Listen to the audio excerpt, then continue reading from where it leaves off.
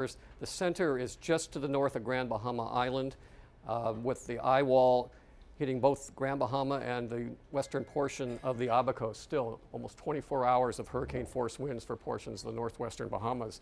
That's the view on satellite pictures. We'll switch over to a radar image which shows that while the center is still over the Bahamas, the rain bands extend well to the west, and some have now been coming into the east coast of Florida and crossing the peninsula over the last 12 hours or so. These bands have brought winds to tropical storm force in some places particularly along the coast, gusts as high as almost 50 miles per hour near the Palm Beaches. The forecast is for the hurricane to remain nearly stationary, just inch along tonight, but then begin the expected northwestward motion either very late tonight or during the day tomorrow. And that will take the center a little bit closer to the Florida East Coast, and then the forecast has the center moving roughly parallel to the coast for the next 2 to 3 days, perhaps 50 miles offshore.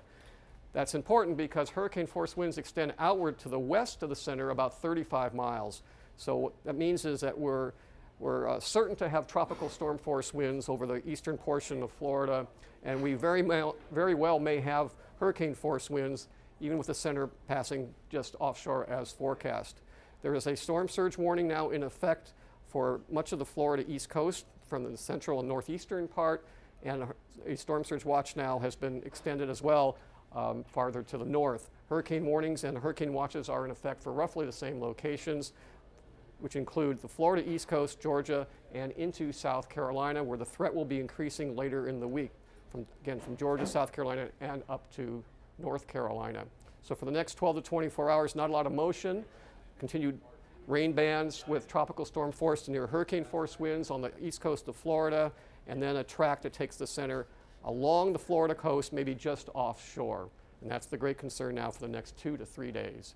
At the National Hurricane Center, I'm Ed Rappaport.